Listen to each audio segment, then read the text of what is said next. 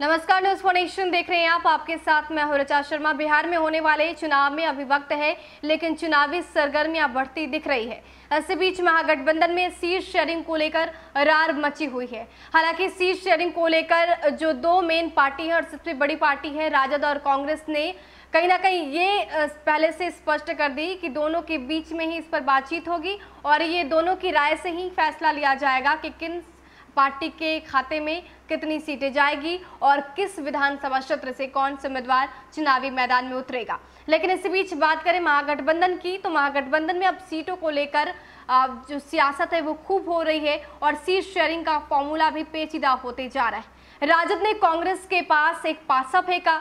इस पासे में 50 और 80 फॉर्मूले का जिक्र किया गया है, यानी कांग्रेस को राजद ने 50 और 80 फॉर्मूले का प्रस्ताव दिया, लेकिन कांग्रेस को ये रास नहीं आ रहा और कांग्रेस ने इसे इग्नोर कर दिया और साफ तौर पर कह दिया कि ये हमें मंजूर नहीं है। आखिर राजद ने कौन से फॉर्मूले को लेकर कांग्रेस को यह प्रस्ताव दिया? 50 और 80 फॉर्मूला क्या कहता है और कैसे इससे कांग्रेस और राजद के बीच विवाद मच गया है, आपको बताते हैं।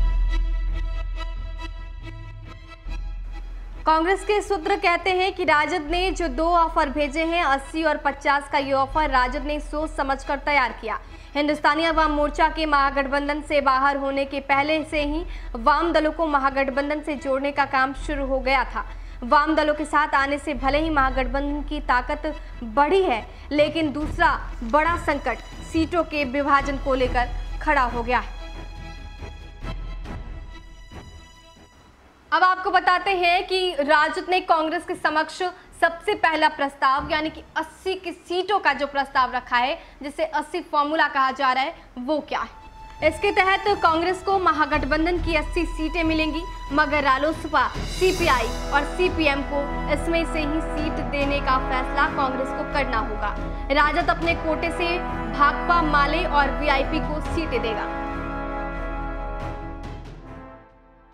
अब दूसरे ऑफर की बात कर रहे हैं। ये ऑफर 50 सीटों को लेकर है और इस ऑफर में क्या कुछ कहा गया है, आपको बताते हैं। इस ऑफर के तहत राजद कांग्रेस को सिर्फ 50 सीटें देगा। इसके बाद महागठबंधन के अन्य दलों के बारे में फैसला राजद खुद करेगा। महागठबंधन के इस सीट विभाजन में कांग्रेस चुप रहेगी।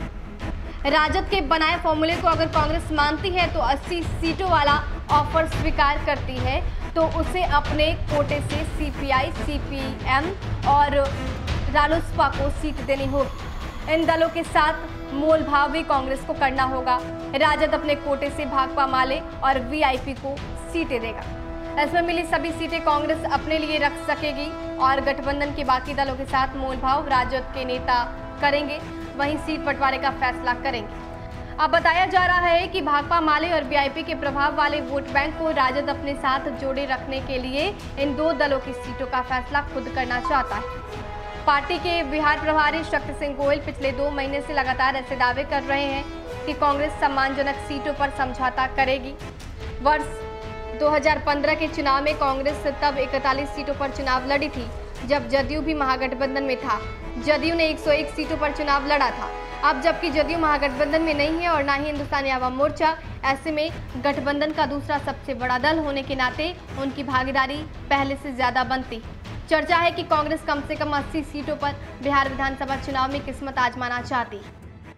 तो राजद ने एक बड़ा चाल चल दिया है। सबसे पहले 80 सीटों में साफ तौर पर यह कहने की कोशिश की है कि जो बाकी घटक दल हैं उन्हें कांग्रेस अपने खाते की सीट देगी और जो भाकपा और सीपीआईएम के जो नेता हैं उन्हें उनके खाते की जो सीट होगी सिर्फ वही राजद देगा। साफ तौर पर प्लानिंग ये है कि जो वाम दल है उन्हें राजद अपने में समेटकर ही आगे बढ़ेगा, ताकि जो सीटों का गणित है और वोट बैंक है वो साधा जा सके। लेकिन कांग्रेस ने इसे इग्नोर कर दिया है। कांग्रेस का कहना है कि पहले ही जेडीयू के साथ हम थे और अभी जेडीयू नहीं है और ना ही हिंदुस्तानी अवाम मोर्चा है। ऐसे में ज़्यादा से ज़्यादा सीट पर उनका पूरा अधिकार है और उन्हें ज़्यादा सीटें मिलनी चाहिए। देखना दिलचस्प होगा कि राजद और कांग्रेस के बीच कैसे इस पूरे फॉर्मूले को सुलझाया जाता है और कैसे सीट शेयरिंग का फॉर्मूला हल होगा। फिलहाल के लिए इतना ही। बने रहे हमारे साथ और देखते रहे न्यूज फॉर नेशन। नमस्कार।